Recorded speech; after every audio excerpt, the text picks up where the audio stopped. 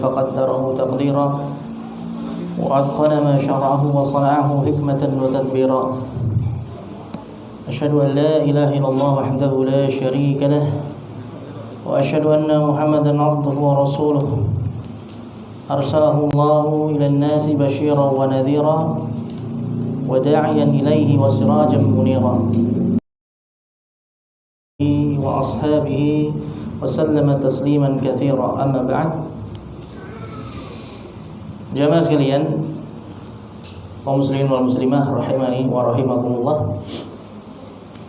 Alhamdulillah, pada kesempatan malam hari ini kita kembali bisa berkumpul bermajelis di salah satu rumah dari rumah-rumah Allah Subhanahu wa taala ini, yang mana insyaallah kita akan melanjutkan pembahasan seputar sirah nabawiyah, kisah perjalanan hidup Nabi kita Muhammad sallallahu alaihi wasallam.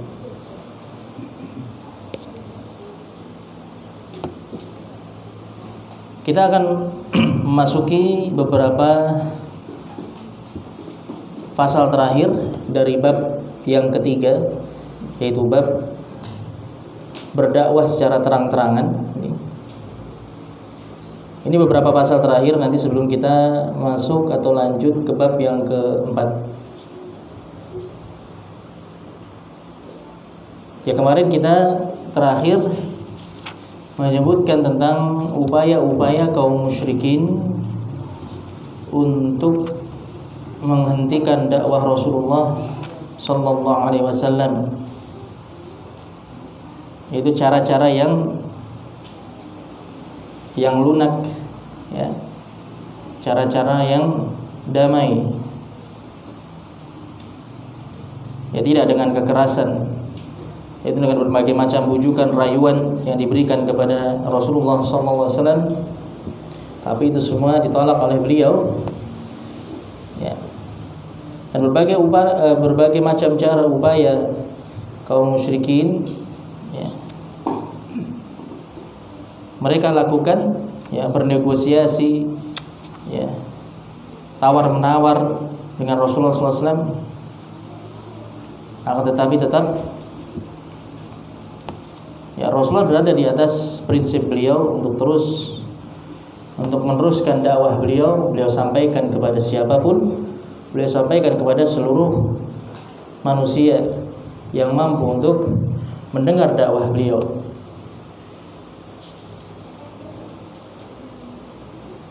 Maka kemudian pasal berikutnya disebutkan di sini,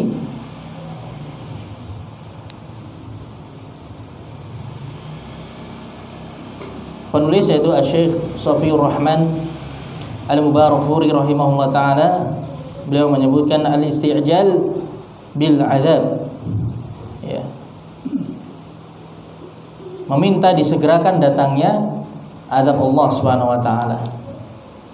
Ya, ini diantara keadaan orang-orang kafir Quraisy, ya, di mana mereka mayoritasnya tetap berada di atas kekufuran, kekafiran, kesyirikan, tidak mau menerima dakwah Rasulullah SAW, tidak mau kembali beribadah hanya kepada Allah Subhanahu wa taala, kembali kepada agama tauhid. Bahkan mereka di sini seringkali meminta atau menantang Rasulullah SAW untuk segera menurunkan azab dari Allah Subhanahu wa taala. Ya, azab yang diancamkan, ya, diancamkan kepada mereka. Maka tentunya ini diantara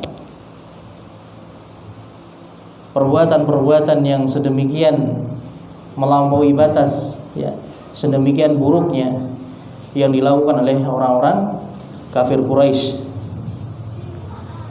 Rubama kana an-nabiy sallallahu alaihi wasallam aw'ada al-musyrikin bi'adzabillahi in istamarru ala mukhalafatih kama sabaqa.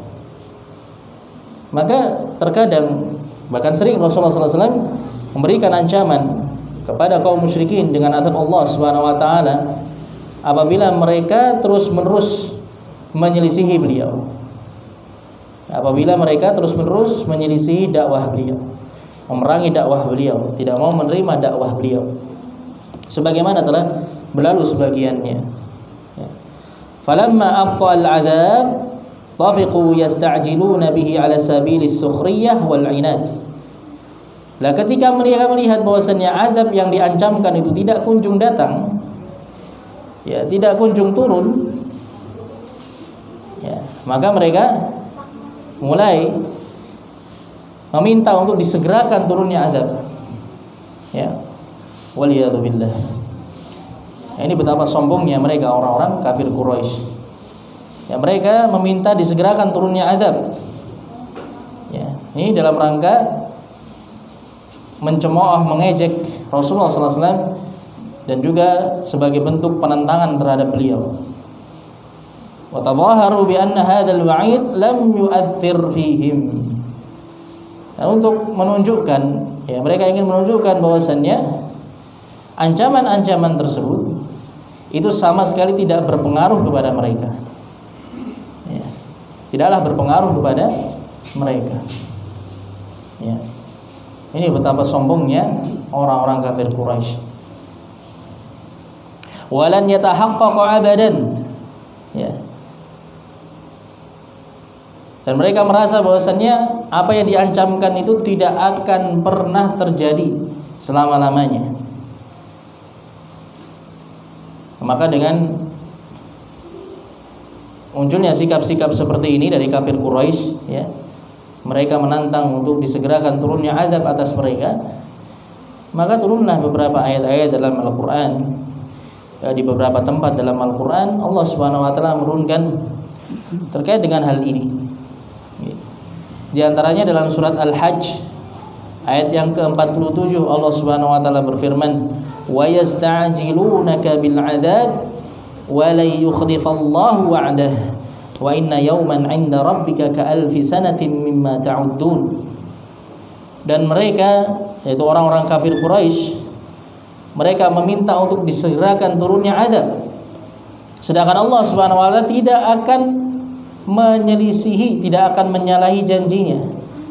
Dan Allah Subhanahu wa ta'ala menjanjikan kemenangan kepada orang-orang yang menyampaikan kebenaran, pertolongan dari Allah Subhanahu wa ta'ala. Dan tentunya Allah memberikan ancaman, ya, azab, hukuman bagi orang-orang atau siapapun yang memusuhi kebenaran. Ya. Maka di dalam ayat ini Allah Subhanahu wa ta'ala menegaskan, ya, ketika mereka menyegerakan turunnya azab, walaupun ketika itu Allah Subhanahu wa ta'ala tidak segera menurunkan azab atas mereka, bukan berarti kemudian Allah Subhanahu wa ta'ala menyelisihi janjinya. Bukan berarti kemudian Allah Subhanahu wa ta'ala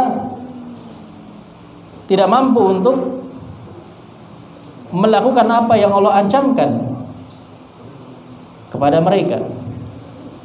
Ya. Sesungguhnya Allah Subhanahu wa ta'ala tidak akan menyelisihi, tidak akan menyalahi janjinya. Tetapi semua perkara, semua hal itu sudah ditetapkan ketetapannya oleh Allah Subhanahu wa ta'ala. Ketika Allah tetapkan itu semua belum terjadi, ya tidak akan pernah terjadi, walaupun mereka meminta untuk disegerakan. Walaupun mereka meminta untuk disegerakan, justru Allah Subhanahu wa ta'ala bisa jadi ketika menunda hukuman atas para hambanya di dunia ini, Allah tunda turunnya hukuman atas mereka, turunnya azab atas mereka di dunia ini, bisa jadi itu merupakan bentuk hukuman yang lainnya, bentuk hukuman yang lainnya, bentuk istidraj dari Allah Subhanahu wa ta'ala, supaya mereka semakin jauh dari agama Allah Subhanahu wa ta'ala, supaya mereka semakin jauh dalam kesesatannya, supaya mereka semakin jauh dari kebenaran. Karena mereka merasa bahwasanya apa yang mereka lakukan nggak ada pengaruhnya sedikit pun. Artinya tidak ada ancaman-ancaman yang, tidak terjadi ancaman-ancaman yang sampaikan kepada mereka. Ya, mereka masih selamat, mereka masih hidup, sehat walafiat. ya, mendapatkan kenikmatan-kenikmatan. Ya. Tapi Allah tegaskan, wala yukhlifallahu wa'dah. Allah Subhanahu wa taala tidak akan menyelisihi janjinya. Ya. Ketika mereka masih tetap bisa memerangi kebenaran, memerangi orang-orang yang mengikuti kebenaran, memusuhi orang-orang yang mengikuti kebenaran, sedangkan Allah Subhanahu wa taala menjanjikan pertolongan bagi mereka orang-orang yang memperjuangkan kebenaran, bukan berarti Allah menyelisihi janjinya. Tetapi segala perkara sudah ada ketentuannya di sisi Allah Subhanahu wa taala.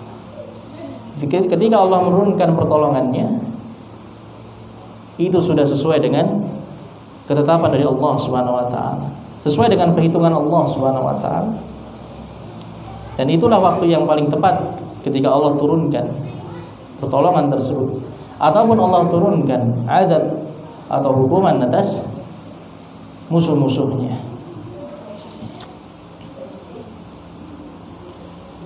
Kemudian dalam ayat yang lainnya, dalam surat Al-Ankabut ayat yang ke-54, Allah Subhanahu wa taala berfirman, yasta'jilunaka bil 'adzabi wa inna jahannama lamuhitatun bil kafirin. Mereka orang-orang kafir, orang-orang musyrikin, mereka meminta untuk disegerakan turunnya azab. Sedangkan sesungguhnya Jahannam itu benar-benar akan mengepung mereka orang-orang kafir. Ya.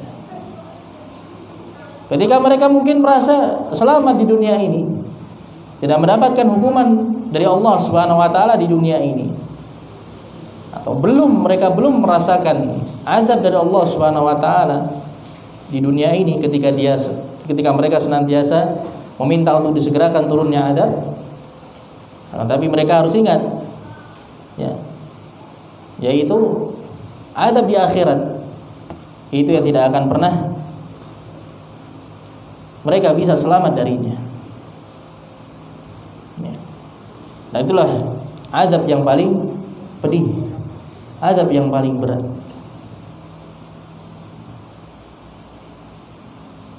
Kemudian dalam ayat yang lainnya, dalam surat An-Nahl ayat 45 sampai 47, Allah Subhanahu wa taala berfirman, afa aminal ladzina makaru sayyiati ay yakhsifallahu bihimul arda aw ya'tiyahumul 'adzabu min haitsu la yash'urun. Apakah orang-orang yang berbuat makar yang buruk, berbuat makar yang jahat, apakah orang-orang yang mereka berbuat makar dengan makar yang buruk, rencana-rencana jahat, apakah mereka merasa aman dari azab Allah Subhanahu wa taala ketika Allah Subhanahu wa taala menenggelamkan bumi ini atas mereka? Ya. Allah benamkan mereka ke dalam bumi. Aw ya'tiyahumul 'adzabu min haitsu la yash'urun. Atau apakah mereka merasa aman dari apa yang mereka perbuat tadi?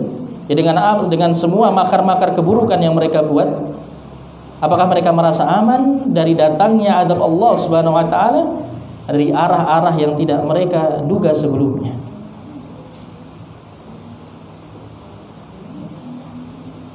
Aw ya'khudhahum fi taqallubihim fama hum bimu'jizin. Atau Allah Subhanahu wa taala mengazab mereka dalam keadaan mereka sedang beraktivitas, sedang sibuk dengan kesibukan dunia mereka, dalam perjalanan untuk mencari ma'isyah, mencari penghidupan, mencari kenikmatan-kenikmatan dunia. Di tengah-tengah kesibukan mereka terhadap perkara-perkara dunia ini, kemudian Allah Subhanahu wa taala turunkan azab atas mereka. Famahum bimu'jizin, dan mereka sama sekali tidak akan bisa menolak semua itu. Mereka sama sekali tidak akan bisa mencegah azab Allah Subhanahu wa taala turun atas mereka. Aw ya'khudhahum 'ala takhawufin fa inna rabbakum lara'ufur rahim. Atau Allah Subhanahu wa taala mengazab mereka dalam keadaan mereka khawatir turunnya azab dari Allah Subhanahu wa taala. Kalau ayat sebelumnya tadi Allah menyebutkan terkait dengan azab yang turun ketika mereka merasa aman, Ya. Ketika mereka merasa aman dengan tersibukkan dengan perkara-perkara dunia, mereka merasa aman dari azab Allah Subhanahu wa taala. Sama sekali tidak terpikirkan dalam benak mereka akan turun azab Allah Subhanahu wa taala. Akan tapi azab Allah itu bisa turun kapanpun atas mereka. Dan ketika azab tersebut turun, mereka sama sekali tidak akan bisa menolaknya.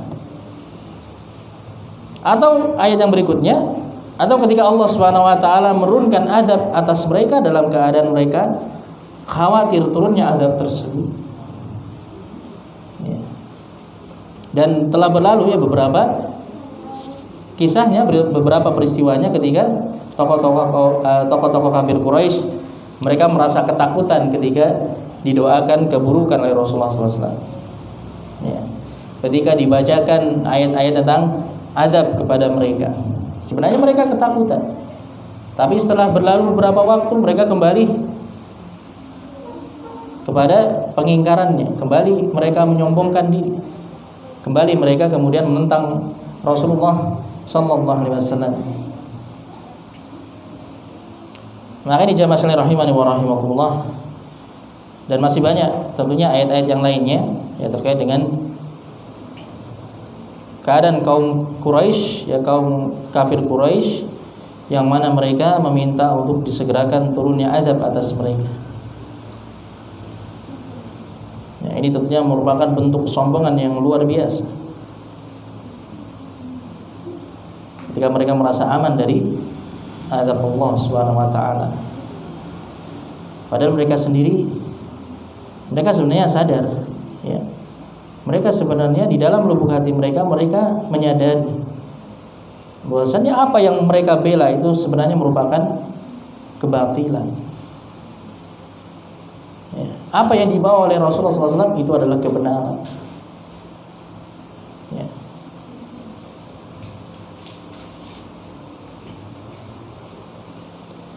Wa kana min jumlati mujadalatil musyrikin annahum kanu yutalibuna bil ayati minal mu'jizat khawariqil 'adat 'inadan wa ta'jizan. Dan juga di antara perkara yang dipermasalahkan oleh kaum Quraisy, kaum musyrikin, atau perkara-perkara yang diajukan oleh kaum musyrikin kepada Rasulullah SAW, bahwasanya mereka itu meminta untuk ditampakkan mukjizat, ya, ditampakkan mukjizat, perkara-perkara yang di luar kebiasaan, ya, perkara-perkara yang di luar normal, di luar kebiasaan manusia, di luar kemampuan manusia, ya.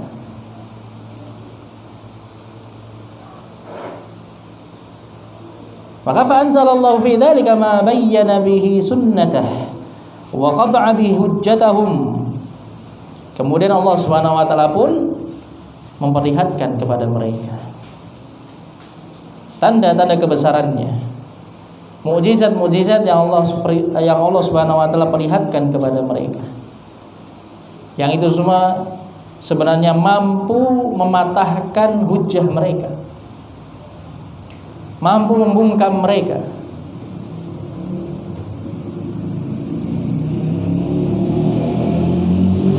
Akan tetapi ketika semua itu diperlihatkan kepada mereka, mereka tetap di atas pengingkaran, mereka tetap di atas kekufuran, ya. Padahal sudah jelas-jelas tanda-tanda kebesaran Allah Subhanahu wa taala ditampakkan kepada mereka. Wa sanamuru ala syai'in min dzalika fil fusul al-qadimah insyaallah. Dan kita insyaallah nanti kita akan lewati penyebutannya tentang beberapa mukjizat yang Allah Subhanahu wa taala perlihatkan kepada orang-orang kafir Quraisy, insyaallah. Baik, jamaah sekalian rahimani wa rahimakumullah, maka tilkum hiyal muhawalat allati wajaha bihal musyrikuuna risalata Muhammadin sallallahu alaihi wasallam wa da'watahu. Maka demikian itulah di antara upaya-upaya yang dilakukan oleh kaum kafir Quraisy untuk menghalang-halangi, untuk menghadapi kerasulan Rasulullah sallallahu alaihi wasallam, ya, menghalang-halangi dakwah beliau sebagai seorang rasul.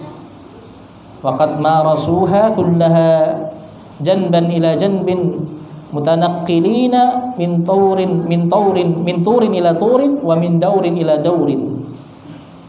Yang mana mereka itu sudah berupaya mengerahkan segala upaya mereka, ya, melakukan satu upaya, satu cara, berpindah ke cara yang lainnya, satu strategi ke strategi lainnya, ya, satu makar ke makar yang lainnya. Semua itu tidak berhasil, tidak membuahkan hasil yang signifikan, tidak membuahkan hasil yang mereka sebagaimana mereka inginkan.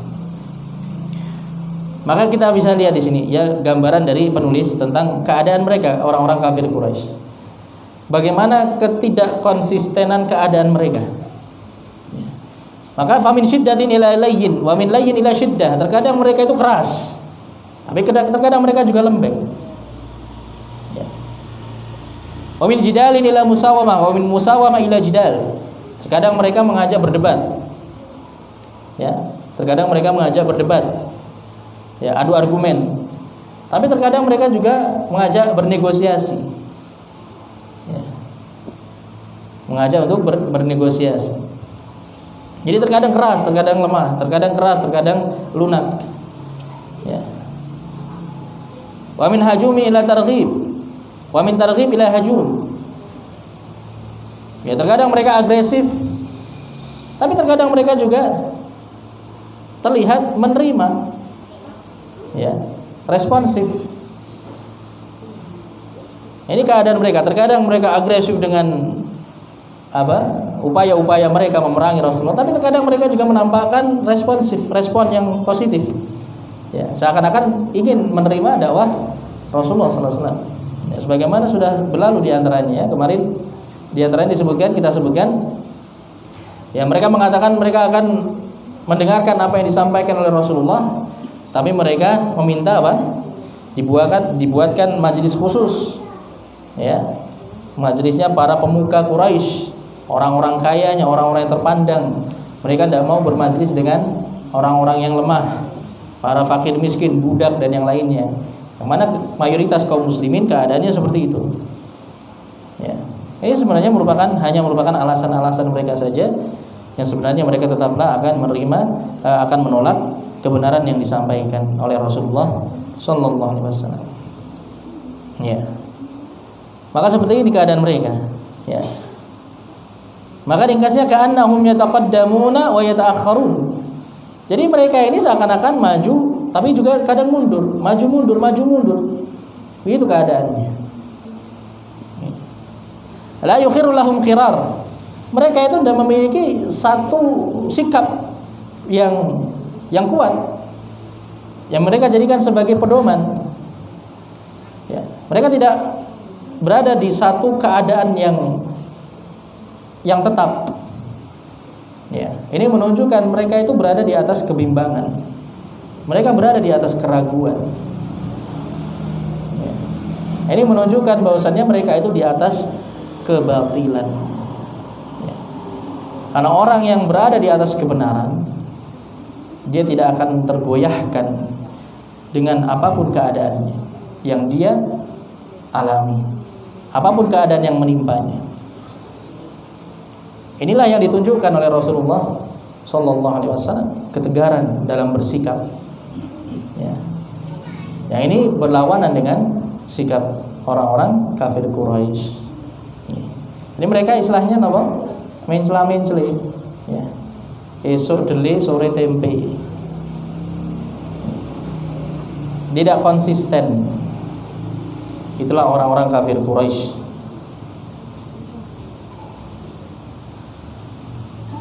Baik, jamaah sekalian rahimani wa rahimakumullah. Kemudian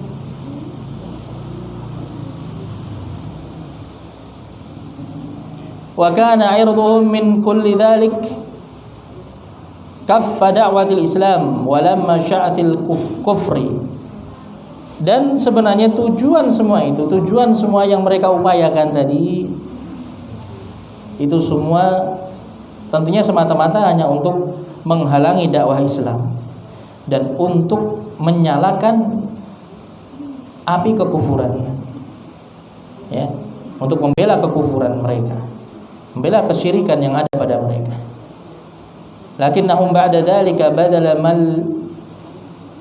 badal malil juhud, badal malal juhud, adu khaibina khasirin. Akan tetapi dengan semua upaya yang mereka lakukan, tetaplah mereka mengalami kegagalan dan kerugian.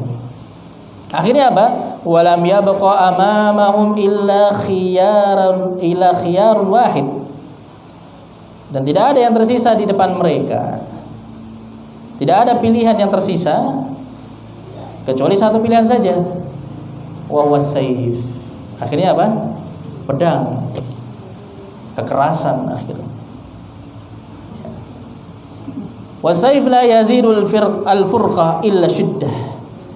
Sedangkan pedang, peperangan, pertikaian, ya, peperangan itu tidaklah menambah kecuali semakin besar perselisihan yang ada. Ya. Tidaklah menambah kecuali semakin besar perselisihan yang ada di antara mereka dan kaum muslimin. Wala yufdi illa ila tanahur la'allahu yasta'silu syafatahum fahtaru madza yaf'alu. Sedangkan kalau mereka menggunakan perang, menggunakan pedang untuk menghadapi Rasulullah SAW dan kaum muslimin, maka tentunya akan terjadi pertumpahan darah. Dan bisa jadi akan musnah anak keturunan mereka. Ya, keturunan bangsa Arab, sebagian keturunan bangsa Arab akan punah dengan adanya pertumpahan darah di antara mereka. Ya. Bisa kita katakan ini kalau terjadi peperangan di antara mereka, tentunya ini peperangan antar saudara hakikatnya. Subhanallah. Walaupun nanti tetap itu akan terjadi, itu merupakan sunatullah. Ya. Peperangan antara Rasulullah SAW dan kaum muslimin melawan kafir Quraisy. Ya. Yang perang awal yang terjadi di antara keduanya, tentunya ini merupakan hakikatnya adalah perang saudara. Ya. Artinya ketika perang itu terjadi, ada orang tua yang melawan anaknya sendiri. Ya. Ada anak yang melawan orang tuanya sendiri dalam peperangan tersebut. Ada seorang kakak yang melawan adiknya, ada seorang adik melawan kakaknya, dan sebagainya. Perang saudara, perang kekerabatan, ya, perang kabilah yang masih satu nasab keturunan. Lalu mengapa semua ini terjadi? Maka tujuan utama tentunya untuk menegakkan kebenaran, untuk meninggikan kalimat Allah SWT. Karena bagaimanapun agama Allah itu yang harus ditinggikan, yang harus diposisikan teratas, di atas segala-galanya.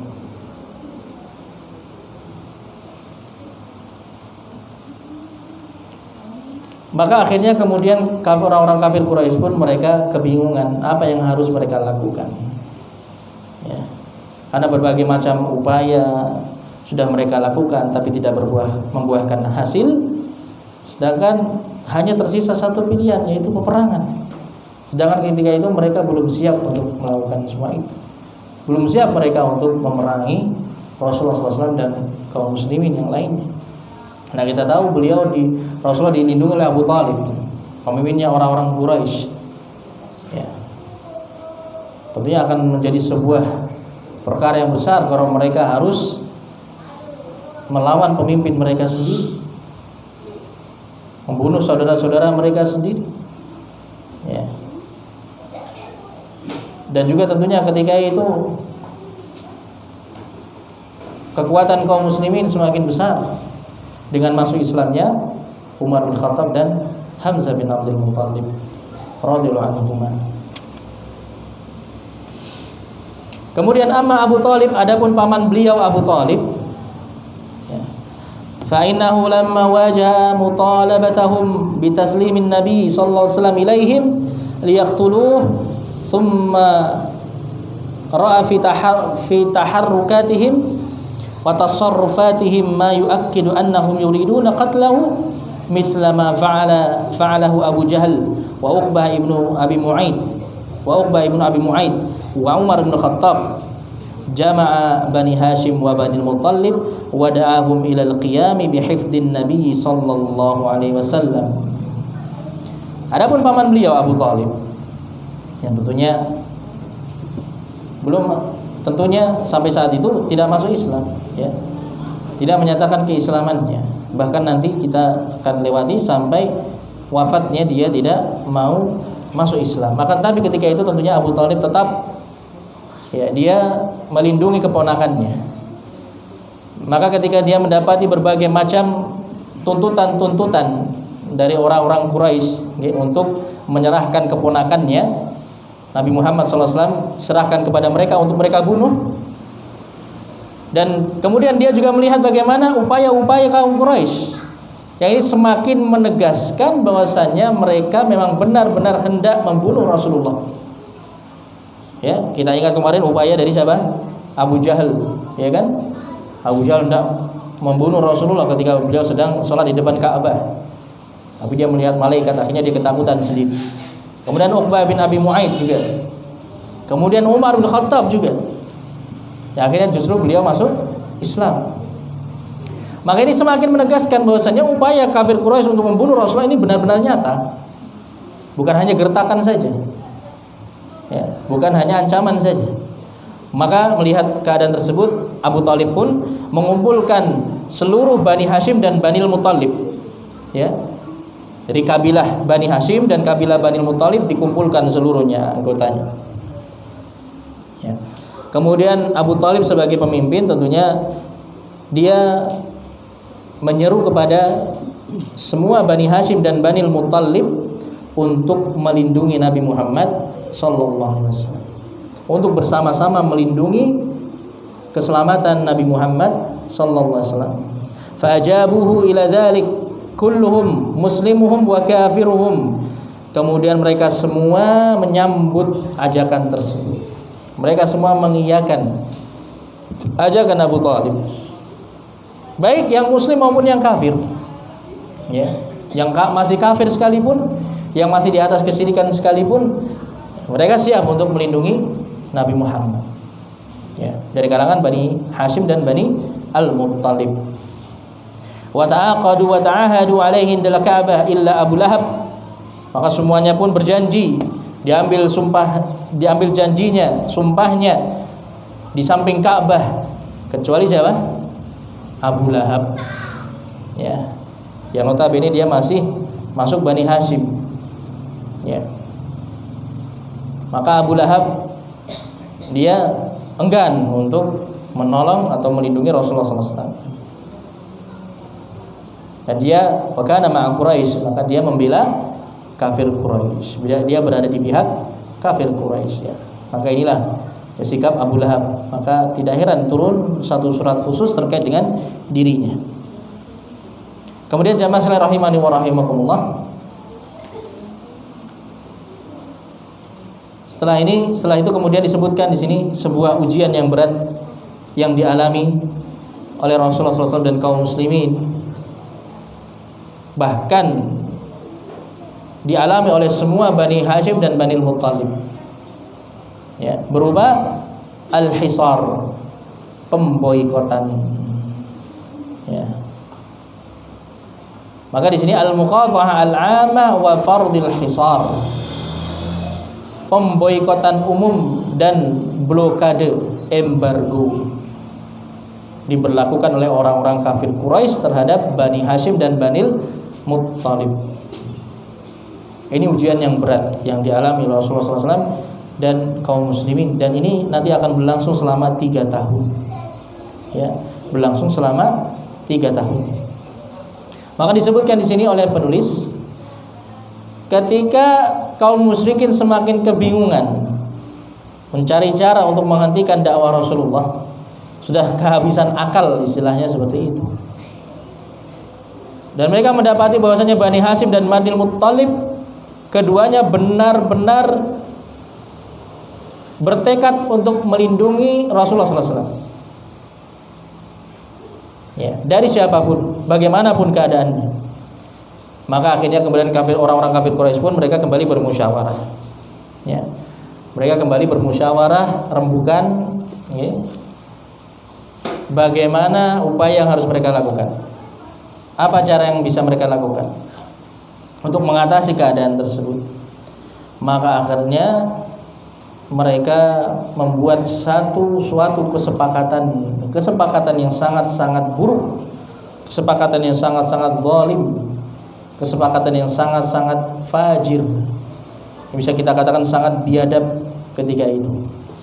Maka mereka bersepakat untuk mengembargo Bani Hashim dan Bani Muttalib, diboikot, diblokade, ya. Maka mereka sepakat mereka tidak akan menikahkan orang-orang mereka, ya, menikahkan kabilah mereka dengan kabilahnya Bani Hashim dan Bani Muttalib. Mereka tidak akan bertransaksi jual beli dengan mereka. Mereka tidak akan duduk-duduk bersama mereka, bersama Bani Hashim dan Bani Muttalib. Mereka tidak akan berkumpul-kumpul bersama mereka, ya, bersama kedua kabilah tersebut. Mereka tidak akan masuk ke dalam rumah Bani Hashim dan Bani Muttalib. Mereka tidak akan mengajak bicara Bani Hashim dan Bani Muttalib. Mereka tidak akan sedikit pun menerima perdamaian, ya, atau kesepakatan apapun dengan Bani Hashim dan Bani Muttalib. Dan mereka tidak akan merasa iba sedikit pun terhadap keadaan Bani Hashim dan Bani Muttalib, sampai mereka Bani Hashim dan Bani Muttalib mau menyerahkan Rasulullah sallallahu alaihi wasallam kepada mereka. Kita ingat jemaah sekalian rahimani wa rahimakumullah, sekali lagi kita harus ingat bahwasanya orang-orang Quraisy itu mereka saudara. Mereka saling bersaudara, ya. Mereka memiliki kedekatan dari hubungan nasab, kedekatan kekerabatan, kekeluargaan, ya. Tapi sebagian kabilah Quraisy mereka bersepakat untuk memblokade, memboikot dua kabilah yang itu sebenarnya masih bagian dari saudara mereka, ya, Bani Hashim dan Bani Muttalib. Maka akhirnya kemudian ditulis perjanjian tersebut, ya, ditulis di sebuah lembaran, kemudian mereka gantung di dalam Ka'bah, ya, mereka gantung di dalam Ka'bah, ya, isi perjanjian surat perjanjian tadi untuk mengembargo Bani Hashim dan Bani Muttalib. Yang menulis surat perjanjian tadi adalah Baghir ibnu Amir ibnu Hashim, yang kemudian Rasulullah SAW mendoakan keburukan atasnya hingga akhirnya kemudian tangannya atau sebagian jari-jarinya menjadi lumpuh, ya, tangan atau jari-jarinya yang dia gunakan untuk menulis surat perjanjian tadi akhirnya lumpuh dengan doa Rasulullah SAW, ya, didoakan keburukan oleh Rasulullah. Baik, maka menghadapi kesepakatan tersebut, akhirnya Bani Hashim dan Bani Muttalib mereka berkumpul, yang sebelumnya itu tinggalnya itu berpisah-pisah, ya, di sekitar kota Mekkah. Akhirnya mereka berkumpul menjadi satu, tinggal di kediamannya Abu Thalib, di sekitar kediaman Abu Thalib, ya, Bani Hashim berkumpul di situ, ya. Mereka menjalani masa-masa berat bersama-sama, yang muslim maupun yang kafir, ya, yang sudah masuk Islam maupun yang masih di atas kesyirikan.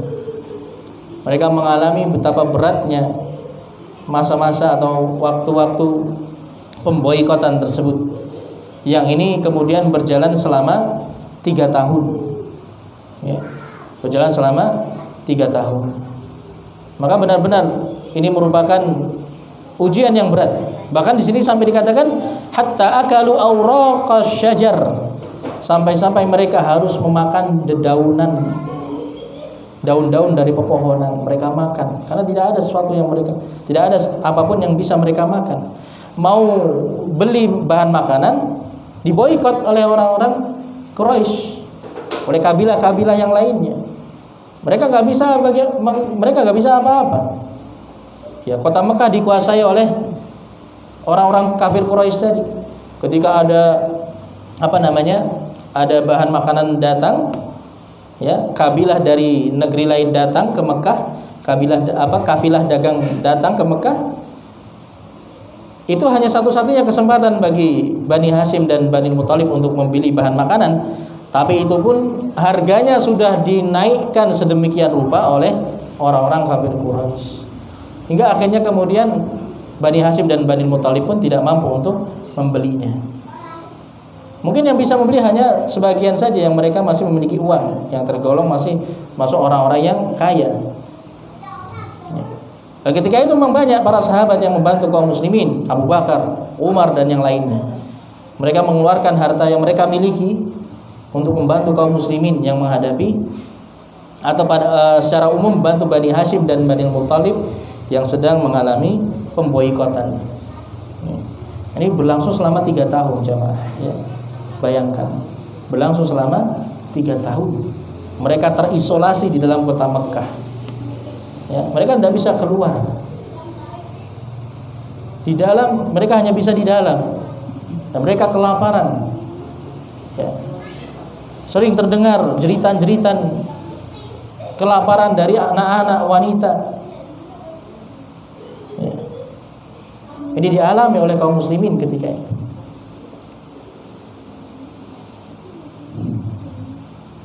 Maka tentunya beberapa orang yang masih memiliki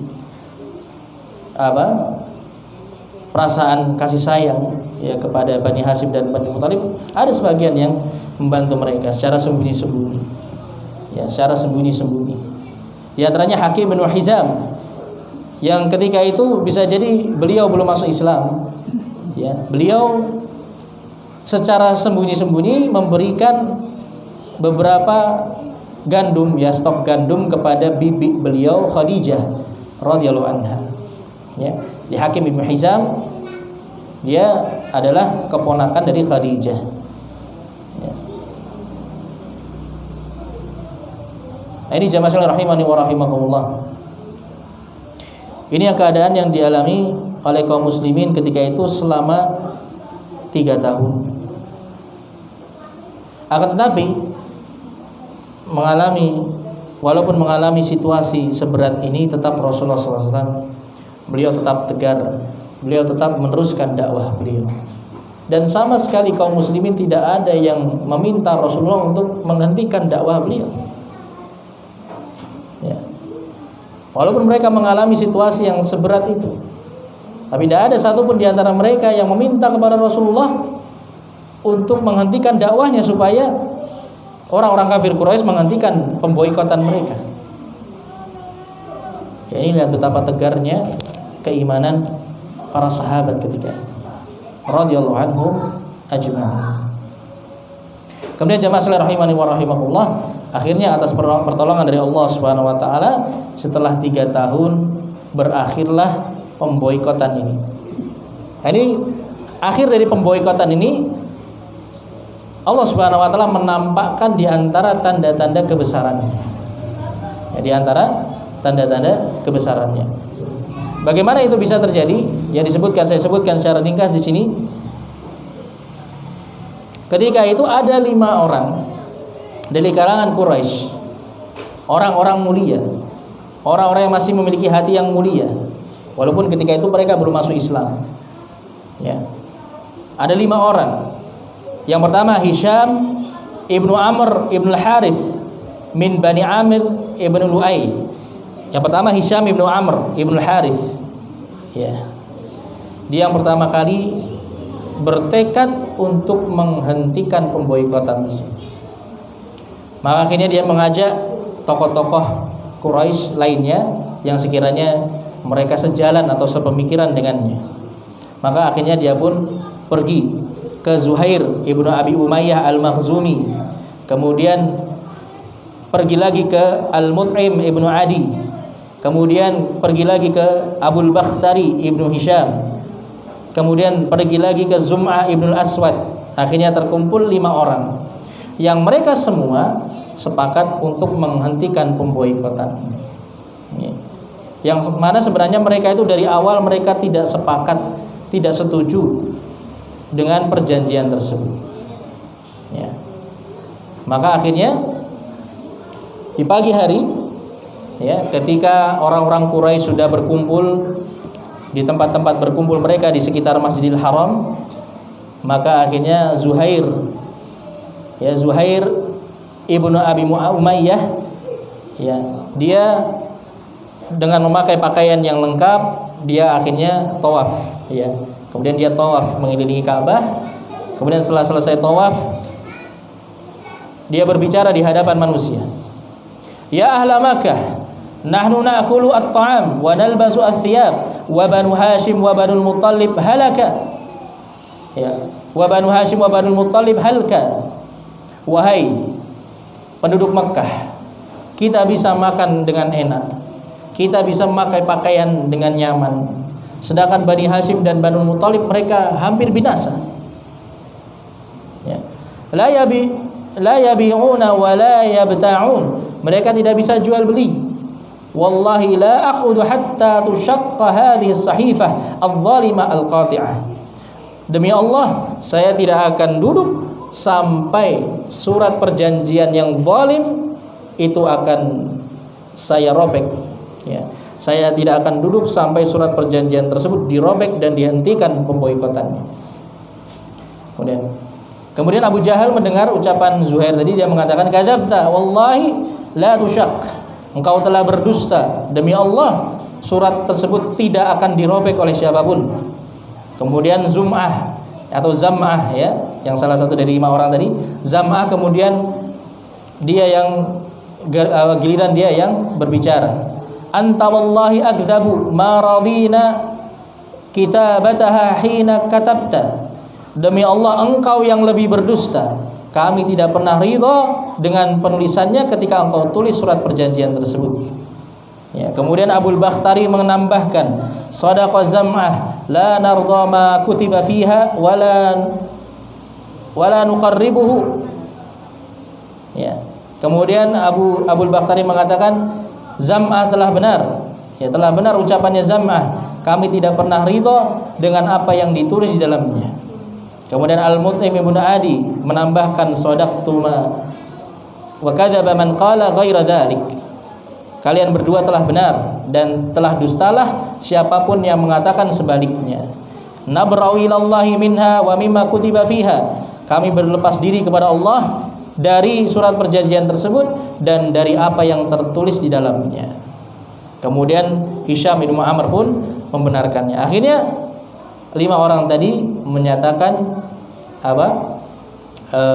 keinginannya untuk merobek surat perjanjian tadi. Maka kemudian Abu Jahal mengatakan, Dza amrun qudiya bilail. Ini perkara yang sebenarnya sudah diputuskan semalam. Watashawwaru fihi bighairi hadzal makan. Dan sudah dimusyawarahkan di selain tempat ini. Maksudnya Abu Jahal, ini pasti perkara yang sudah kalian sepakati sebelumnya.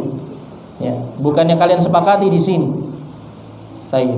Maka kemudian ketika itu ringkasnya akhirnya Abu Thalib pun datang, ya. Dengan adanya keributan tadi di samping Ka'bah, Abu Thalib pun datang. Ya. Kemudian Abu Thalib yang ketika itu sedang duduk, ya, di satu sudut Masjidil Haram, dia datang kepada mereka kemudian memberitahukan bahwasannya keponakannya Nabi Muhammad SAW telah mengkabarkan kepadanya bahwasannya surat perjanjian tersebut saat ini sudah hancur dimakan oleh rayap. Ya. Kalau belum ada yang melihat surat perjanjian, masih di dalam Ka'bah. Ya, masih di dalam Ka'bah surat perjanjiannya, belum ada seorang pun yang melihatnya ketika itu. Tapi Abu Thalib membawa kabar bahwasannya surat perjanjian yang ada dalam Ka'bah itu sudah hancur dimakan rayap, kecuali beberapa lafaz Allah yang tertulis di dalamnya. Ya. Maka kemudian Abu Thalib mengatakan, Kalau seandainya apa yang dikabarkan oleh keponakanku benar, maka kalian harus menghentikan pemboikotan ini. Kalau seandainya apa yang dikabarkan keponakanku adalah sebuah kedustaan, maka silahkan kalian terserah hendak melakukan apa yang hendak kalian lakukan kepada keponakan. Ya. Akhirnya kemudian mereka pun sepakat untuk melihat ke dalam Ka'bah surat perjanjian tadi. Dan ketika mereka masuk ke dalam Ka'bah dan melihat surat perjanjian tersebut, ternyata benar surat perjanjian tadi telah habis dimakan rayap. Kecuali beberapa lafaz-lafaz Allah di antara bismikallahumma dan beberapa lafaz-lafaz Allah yang lainnya yang tertulis di dalamnya. Hanya itu yang masih utuh. Selainnya sudah habis dimakan oleh rayap. Ya. Maka ini sebenarnya di antara mukjizat yang Allah Subhanahu wa taala perlihatkan kepada orang-orang kafir Quraisy. Mereka melihat secara langsung perkara tersebut, tapi tetap saja mereka berada di atas kekufuran. Ya. Tapi akhirnya walhamdulillah dengan itu berakhirlah pemboikotan yang dilakukan oleh orang-orang kafir Quraisy terhadap Bani Hashim dan Bani Al-Muttalib. Kemudian yang terakhir sedikit lagi. Terakhir kemudian detik-detik yang menjelang wafatnya Abu Thalib. Jadi ketika itu setelah peristiwa tersebut tidak berselang lama, Abu Thalib jatuh sakit. Ya, Abu Thalib jatuh sakit ketika itu umurnya sudah 80 tahun dan sudah sakit parah. Ya, dan orang-orang Quraisy sudah berpikiran bahwasannya ini Abu Thalib ini ya dia mungkin sudah dekat ajalnya. Ya, sudah dekat ajalnya. Maka mereka memiliki pemikiran untuk datang ke Abu Thalib agar Abu Thalib di akhir-akhir hayatnya sebelum dia mati dia mau menyerahkan keponakannya kepada mereka. Ya. Karena orang-orang Quraisy berpikiran nanti kalau seandainya sampai mati Abu Thalib belum mau menyerahkan keponakannya kepada mereka, nah ketika setelahnya kemudian mereka berbuat buruk kepada Nabi Muhammad, maka bangsa Arab yang lainnya akan mencela mereka, akan menuduh mereka telah melakukan perbuatan yang keji. Ya, orang-orang Arab akan mengatakan bahwasanya mereka menunggu pamannya meninggal dulu, baru setelah pamannya meninggal baru mereka kemudian melakukan rencana jahat mereka. Maka mereka tidak mau semua itu terjadi. Maka sebelum Abu Thalib meninggal dunia, mereka berupaya untuk terus membujuknya agar menyerahkan Rasulullah SAW kepada mereka. Ya. Maka kemudian mereka pun menawarkan kepada Abu Thalib. Ya, ketika itu Abu Thalib sudah jatuh sakit. Ya, kemudian Abu Thalib pun kembali menawarkan kepada keponakannya Rasulullah SAW, ya, menyampaikan kepada Rasulullah apa tuntutan orang-orang kafir Quraisy. Maka kemudian Rasulullah pun mengatakan, "Ya am, inni uriduhum ala kalimatin wahidah yaqulunaha tadinu lahum bihal arab wa tu'di ilaihimul ajam al-jizyah." Wahai pamanku, sebenarnya aku hanya ingin mereka mengucapkan satu kalimat saja, yang dengan satu kalimat tersebut bangsa Arab yang lainnya akan tunduk kepada mereka. Bahkan nanti bangsa Ajam, bangsa-bangsa non-Arab semuanya akan mereka taklukkan dan mereka semua akan membayar upeti kepada mereka. Hanya satu kalimat saja yang aku inginkan. Maka kemudian mendengar ucapan tersebut, orang-orang tokoh-tokoh kafir Quraisy tadi, mereka pun kaget dan mereka bersemangat. Satu kalimat saja, ya, satu kalimat saja yang perlu kami ucapkan. Naam. Kalau begitu silakan. Apa kalimat tersebut? Ya, bahkan 10 kalimat kami akan ucapkan. Ya.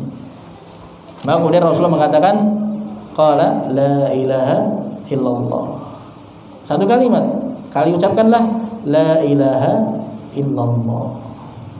Mendengar ucapan itu yang harus mereka ucapkan, maka mereka langsung kaget.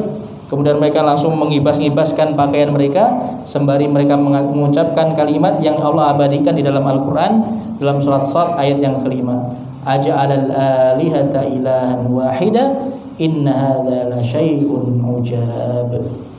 Mengapa dia ini Muhammad hendak menjadikan Tuhan-Tuhan kami yang banyak yang kami sembah ini hanya menjadi satu Tuhan saja? Sungguh ini perkara yang sangat mengherankan. Ya, ini jawaban dari mereka. Mereka tahu apa konsekuensi kalau mereka mengucapkan satu kalimat ini. Mereka harus meninggalkan semua berhala-berhala yang mereka sembah dan hanya beribadah kepada satu Tuhan, Tuhan yang disembah oleh Nabi Muhammad sallallahu alaihi wasallam. Mereka tahu konsekuensinya sehingga mereka tidak mau mengucapkannya. Inilah keadaan orang-orang Quraisy.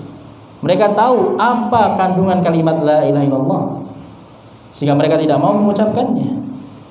Maka sangat-sangat disayangkan kalau kita di zaman sekarang ini kaum muslimin banyak yang tidak paham tentang makna kalimat ini.